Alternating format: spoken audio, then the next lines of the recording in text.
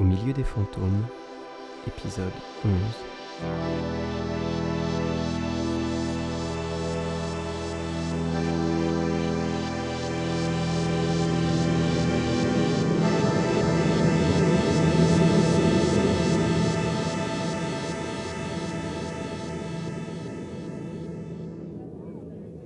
Au PMU Les Favorites, au milieu des bruits de couverts et des conversations de déjeuner, une omelette est demandée en cuisine. Tireuse, perco et le lave-vaisselle qui tourne à plein. Ce midi, le patron a autre chose à faire que l'écouter déblatérer. Ça n'embête pas Jean qui boit un demi en lisant son journal. Eh ben, ils ont pas perdu de temps à vendre le canard. À croire qu'ils attendaient que ça. Et puis faut voir à qui, hein. Des éditeurs de mots fléchés, tu sais, les grilles débiles là, où il faut trouver des mots que personne n'a utilisés depuis 200 ans.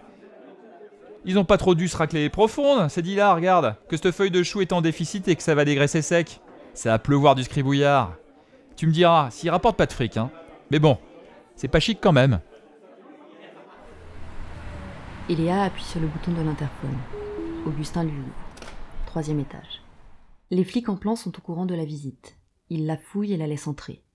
Un petit appartement, propre, bien rangé, bouffé par une bibliothèque disproportionnée et pleine à craquer. Asseyez-vous, le thé est presque prêt. Donc, il faudra boire du thé. La bouteille de rouge qu'elle a amenée attendra l'heure de l'apéritif. Ah, parfait, merci. C'est moi qui vous remercie. J'ai briqué l'appartement, mais je sais plus quoi faire. Je peux pas inviter d'amis, je veux pas les mêler à tout ça.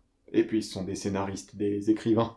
Ils poseraient trop de questions. Je les vois déjà en plein trip Agatha Christie. Et ça ne fait que 2 jours, hein. Faudrait vous détendre parce que ça peut s'éterniser, ce genre de situation. Oh là, ne parlez pas de malheur. C'est vous sur cette photo? Vous portiez la barbe? Sur laquelle? Ah oui, c'est moi, ça remonte. Avec mon co-auteur, on avait gagné un prix et le studio avait organisé une petite fête. Et derrière vous? Des comédiennes?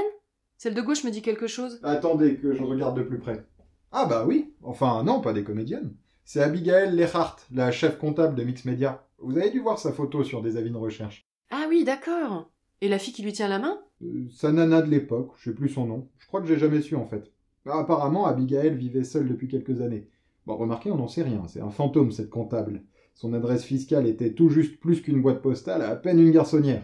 Difficile de croire qu'elle y habitait. C'est aussi pour ça que personne n'arrive à mettre la main dessus. Pas de proches, peu d'infos, pas de pistes. Vous avez parlé de la seconde fille aux flics? Ouais non, ils s'en foutent les flics. C'était il y a 5 ans. Elles vivaient ensemble, se sont séparées et probablement plus jamais revues. Un peu comme vous et Archie. Enfin, comme la plupart des couples sans enfants qui se séparent. Eléa profite qu'il aille répondre au sifflement de la théière pour photographier l'image avec son téléphone. Il est 20h quand elle sort. Sa mère l'a appelée 2 fois. Elle n'écoutera pas les messages sur son répondeur. Elle a reçu un SMS de Gus il y a 1 heure, un second il y a 20 minutes, mais ne les a pas lus. Elle les ouvre en attendant son taxi. Inquiet. Tu vas bien? Vraiment inquiet. Réponds s'il te plaît. Eléa lui écrit en retour. Oui, ça va. Excuse-moi pour tout à l'heure, je n'étais pas dans mon assiette. C'est quand même bizarre. Il n'est pas du genre à s'émouvoir pour un rien.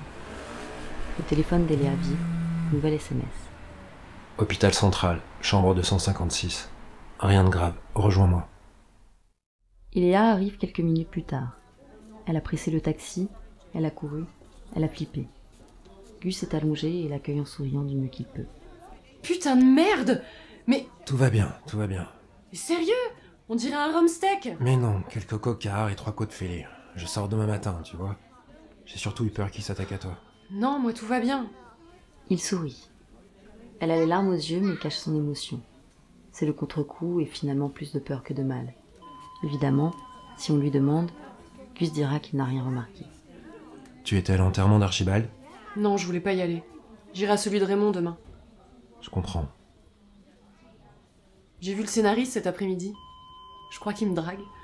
Il est mignon. Un peu effrayant avec son histoire de bottin, là, mais gentil. Son histoire de bottin. Non, c'est rien. Mais tiens, regarde. Sur une photo chez lui, il y avait la comptable. Et je sais pas si vous pouvez retrouver quelqu'un à partir d'une photo d'il y a 5 ans, mais là, c'est sa copine de l'époque. Peut-être qu'elle sait un truc. Enfin, je sais pas, si vous la retrouvez, peut-être qu'elle vous donnera une piste ou un indice. Attends, montre. Bordel! Tu la connais? Et je peux te dire que je vais me faire une joie de la foutre au trou. Bordel, j'y crois pas, c'est l'assureur. Enfin, l'assureuse. Comment elle s'appelle? Clémence Charcot, c'est ça. Bordel, j'y crois pas.